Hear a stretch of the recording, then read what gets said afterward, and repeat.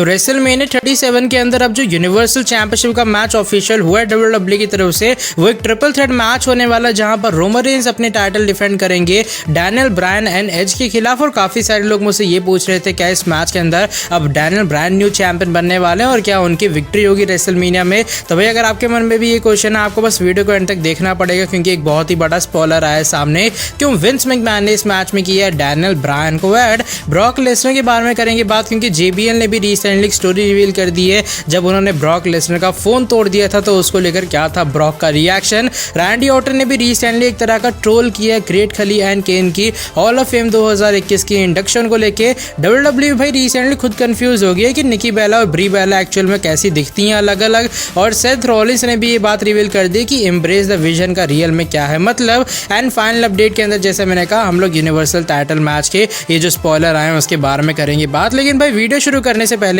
अगर आपने अभी तक जो गेमिंग चैनल है वो चेकआउट नहीं किया, आप जाकर चेकआउट कर सकते हो। लिंक आपको डिस्क्रिप्शन के अंदर मिल जाएगा। वहां पर कल ही काफी कमाल का ताजा गेम प्ले आ चुका है टीम ब्रॉक वर्सेस टीम सीना का।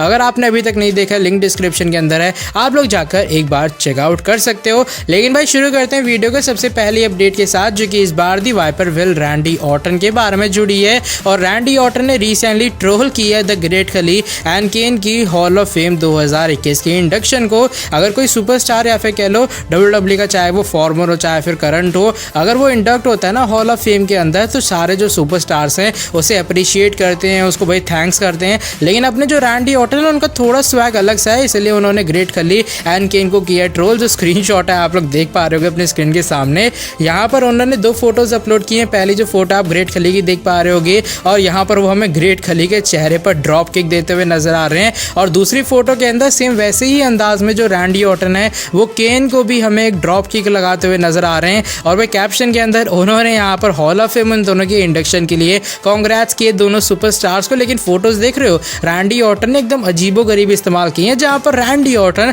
उन लेजेंडरी सुपरस्टार्स के ऊपर हावी हो रहे हैं। तो कुल मिला के यहाँ पर ऑर्टन एक बार फिर से ये बताना चाहते हैं कि भाई तुम होगे हॉल ऑफ फेम 2021 के इंडक्शन के अंदर, लेकिन फिर भी मैं तुमसे काफ़ी ज़्यादा बेहतर हूँ। और भाई मैं तो ये होप करूँगा कि बस रेसलमेनिया 37 के बाद जो रैंडी ऑर्टन की बुकिंग है वो एक बार फिर से भाई पुरानी वाली होने लग जाए, एपेक्स प्रेडेटर वाली या फिर लेजेंड किलर वाली, तो उसे देखने में शायद ज़्यादा हमें मज़ा भी आएगा। नेक्स्ट अपडेट की तरफ लेकिन अब हम लोग बढ़ लेते हैं और इस बार ये बेला ट्विंस के बारे में जुड़ी है। और निकी बेला और ब्री बेला सिर्फ नाम की बेला ट्विंस नहीं है बल्कि असली में ये दोनों जो सिस्टर्स हैं इनकी फेस के ऊपर और इनका जो पूरी बॉडी है इसमें काफ़ी ज़्यादा सिमिलैरिटी आपको दिखाई भी दे रही होगी। हम लोग तो कभी कभार कंफ्यूज हो ही जाते हैं, लेकिन भाई रिसेंटली जो डब्ल्यूडब्ल्यू के ऑफिशियल ग्राफिकल एडिटर हैं वो भी कंफ्यूज हो गए निकी बेला एंड ब्री बेला के बीच में। अब होता क्या रिसेंटली वो अपने डब्ल्यूडब्ल्यू नेटवर्क के ट्विटर अकाउंट के ऊपर एक कह सकते हैं पूरा ग्राफिक्स पोस्ट करते हैं। उसका स्क्रीनशॉट आप लोग अपने स्क्रीन के सामने देख पा रहे होगे। और यहाँ पर एक 50 ग्रेटेस्ट वुमेन सुपरस्टार्स टाइप की चीज चल रही है डब्ल्यूडब्ल्यू नेटवर्क के ऊपर और वहाँ पर 26 नंबर पे ऊपर निकी बेला एंड ब्री बेला को ऐड किया गया है। लेकिन भाई यहाँ पर जो डब्ल्यूडब्ल्यू का ऑफिशियल ग्राफिकल एडिटर है उसने निकी बेला एंड ब्री बेला की जगह दोनों जो फोटोज हैं वो ब्री बेला की लगा दी हैं सिर्फ अलग अलग पोज के अंदर। और आप देख भी पा रहे होगे अपनी स्क्रीन के सामने। भाई देख रहे हो मुझे काफ़ी ज़्यादा फनी लगा इसलिए मैंने तुरंत इस चीज़ का स्क्रीनशॉट भी ले लिया। बाकी जो पूरा ट्वीट है वो भी आप लोग देख पा रहे होगे। और जैसे ही शायद डब्ल्यूडब्ल्यू को ये बात रियलाइज हुई कि भाई उन्होंने गलती से गलत ग्राफिक बना दी है तो तुरंत जो डब्ल्यूडब्ल्यू नेटवर्क है कुछ ही मिनटों बाद या फिर कह लो कुछ ही टाइम बाद इस पूरे ट्वीट को हमें डिलीट करता हुआ भी नजर आता है। और मानता हूँ भाई दोनों की शक्ल थोड़ी सिमिलर ज़रूर से, लेकिन उतना भी ज़्यादा सिमिलर क्या हो गया कि आपने PNGs के ऊपर ध्यान ही नहीं दिया कि वो निकी बेला एंड ब्री बेला की हैं या फिर आपने दोनों ब्री बेला की PNGs लगा दी हैं। भाई इसको लेकर या फिर कह लो इस वॉच को लेकर आपका क्या सोचना है जब डब्ल्यूडब्ल्यू के ग्राफिकल एडिटर ने थोड़े सस्ते से नशे करके रखे हैं? नीचे आप लोग मुझे कमेंट सेक्शन के अंदर जरूर बता सकते हो। लेकिन अब हम लोग बढ़ लेते हैं आज की हमारी नेक्स्ट अपडेट की तरफ और इस बार जुड़ी है the beast incarnate Brock Lesnar and JBL के बारे में। और भाई रिसेंटली JBL ने भी एक काफी कमाल की स्टोरी रिवील की है जहां पर उन्होंने बताया ब्रॉक लेसनर का गुस्सा जब उन्होंने तोड़ दिया था ब्रॉक लेसनर का फोन जब वो थे दोनों के दोनों बैक स्टेज के ऊपर। वैसे JBL ब्रॉक लेसनर की अच्छी खासी जान पहचान है, दोनों एक तरह के आप कह सकते हो दोस्तों की तरह रहते हैं बैक स्टेज के ऊपर। और JBL बताते हैं आज से कुछ साल पहले की ये बात है, मैं बैक स्टेज के ऊपर बैठा हुआ था और मेरे हाथ में मेरा लकी चार्म था और ब्रॉक लेसनर को पता था कि भाई मेरे हाथ में मेरा लकी चार्म है। जब मैं उस चीज़ को अपने हाथ में पकड़ के बैठता हूँ अचानक से ब्रॉक आता है उस टाइम पे और वो जानबूझ के भाई मेरे हाथ से वो जो लकी चार्म है वो गिरा देता है और जो लकी चार्म है मेरा इधर उधर बिखर जाता है जाके और वो अलग अलग टुकड़ों के अंदर हो जाता है। और जैसी ये चीज़ होती है मुझे देख के भाई काफ़ी गुस्सा चढ़ती है कि ब्रॉक ने ने मेरा लकी चार्म कैसे तोड़ दिया। और ब्रॉक जो है इस चीज़ को देख के हंसता हुआ नजर आता है और ब्रॉक कहते हैं कि भाई मैं तो मजाक कर रहा था, कोई बात नहीं, लकी चार्म की तो बात है। और उसके बाद जेबीएल बताते कि इस चीज़ का बदला लेने के लिए मैंने क्या किया। थोड़ी देर बाद जो ब्रॉक लेसनर है वो अपना फोन चला रहा था बैक स्टेज के ऊपर बैठ के, मैं जानबूझ के उसके पास जाता हूँ और जानबूझ के अपनी जो नी है उसके हाथ के ऊपर मारता हूँ ताकि भाई उसके हाथ से उसका फोन गिर जाए। और ब्रॉक का जो फोन है सीधा जाके जमीन की तरफ गिरता है और उसका फोन टूट जाता है यहाँ पर। और जेबीएल इस चीज़ को देख के काफ़ी ज़्यादा हंसते हैं और ब्रॉक को कहते हैं ले भाई मैंने अपनी जो चीज़ है मार्बल का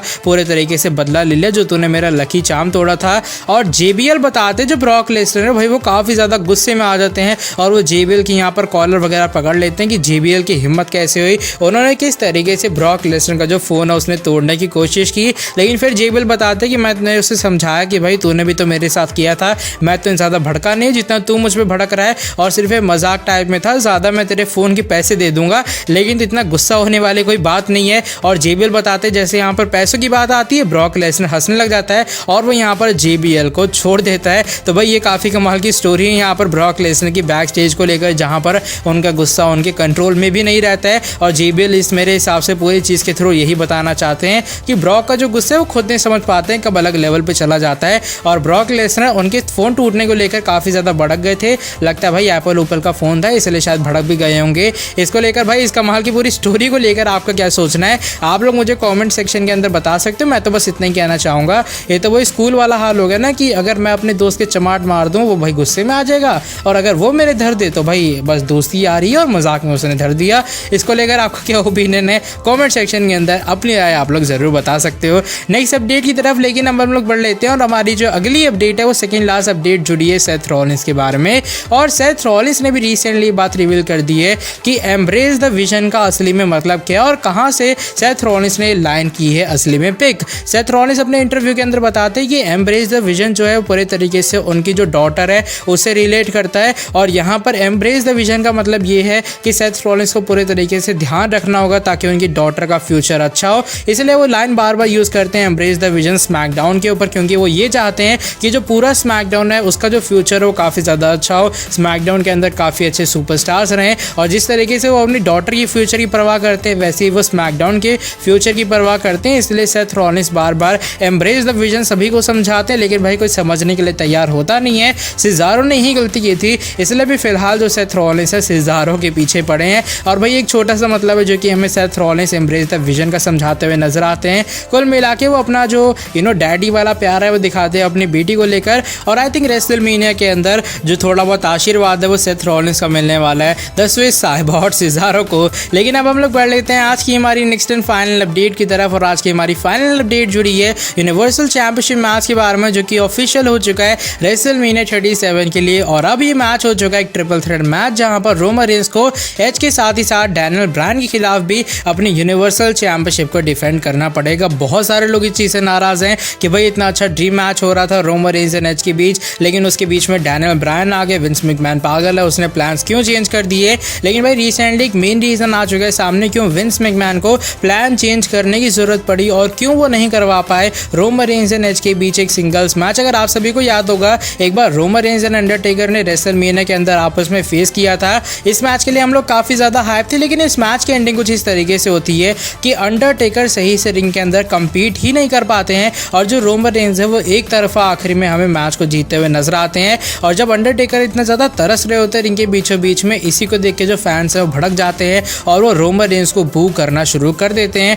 लेकिन वहीं अगर मैं रेसलमेनिया 37 की बात करूं तो विंस मैकमैन के दिमाग में जो आइडिया चल रहा था वो ये कि पहले हम लोग चलो रोमन रेंस एंड जो एज का मैच है वो करवा लेते हैं। लेकिन जैसे ही जैसे करके टाइम पास में आता है रेसलमेनिया को लेकर, स्पॉयलर्स के अकॉर्डिंग विंस मैकमैन को ये लगता है कि भाई जो एज की एज है वो काफ़ी ज़्यादा हो गई है और रोमन रेंस जैसे तगड़े सुपरस्टार के खिलाफ जो एज है वो अकेले रेसल नहीं कर सकता है और एक हाई प्रोफाइल मैच वो नहीं दे पाएगा। और भाई विंस मैकमैन के साथ ही साथ एक और काफ़ी ज़्यादा जो क्रिएटिव टीम का अच्छा मेंबर है विंस मैकमैन का, उसने विंस मैकमैन के साथ मिलकर जो पूरी सिचुएशन है उसको एनालाइज किया था जब हर हफ्ते स्मैकडाउन के अंदर हमें एज जाते हुए नजर आ रहे थे। और एज को एक तरह का टेस्ट करने के लिए जानबूझ के उनका जो मैच है वो जे उसो के खिलाफ करवाया गया था स्मैकडाउन के अंदर। और वहाँ पर उन्हें ये बात पता लगी कि नहीं भाई एज जो है वो काफ़ी ज़्यादा बूढ़े हो चुके हैं, उनकी एज 47 हो चुकी है। इसलिए विंस मैकमैन ने अपना माइंड पलट लिया और उनके हिसाब से हर हफ्ते स्मैकडाउन के अंदर एज को देखने में साफ साफ ये बात पता लग रही थी कि ये जब एक बूढ़े इंसान हो चुके हैं और वो इतना ज़्यादा तगड़ा मैच नहीं दे पाएंगे रोमन रेंस को। इसलिए प्लान्स को शेकअप करने के लिए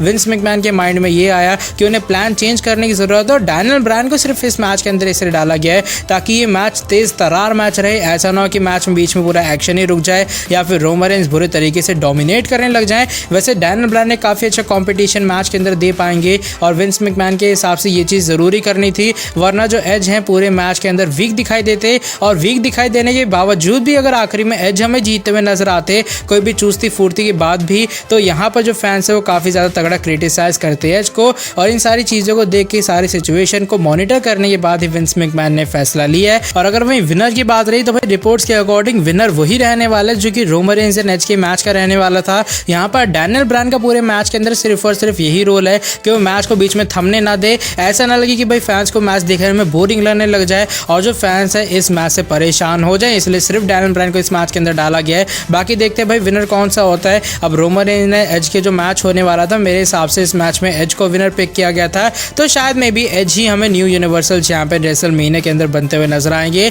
इस पूरी सिचुएशन को लेकर जिसके कारण विंस मैकमैन ने मैच कार्ड्स के अंदर बड़े बदलाव किए हैं, इसको लेकर आपका क्या ओपिनियन है आप लोग मुझे कमेंट सेक्शन के अंदर बता सकते हैं। और भाई आज की जो ये सेकंड वीडियो है बस यहीं तक थी। अगर आपको ये वाली वीडियो पसंद आई है आप लोग नीचे वीडियो को लाइक कर सकते हो। स्मैकडाउन का एपिसोड अगर अभी तक नहीं देखा लिंक डिस्क्रिप्शन में आप लोगों भी जाकर चेकआउट कर सकते हो। वीडियो ऑलरेडी सुबह चैनल पर आ चुकी है और आखिर में मुझे नहीं पता मैं इतने सारे बॉट्स क्यों कर जाता हूँ, लेकिन भाई ये वाली वीडियो बस यहीं तक थी। अगर आपको वीडियो पसंद आई नीचे वीडियो को लाइक करो, चैनल को सब्सक्राइब करके बेल नोटिफिकेशन को भी कर दो प्रेस, ताकि आगे भी आपको हमारे चैनल पर कुछ ऐसी इंटरेस्टिंग कमाल के नो भी फ्रेश अपडेट्स देखने को मिलती है। नेक्स्ट वीडियो के अंदर आके आपसे काफ़ी जल्दी मिलता हूँ। Till then bye bye, take care. थक गया भाई मैं।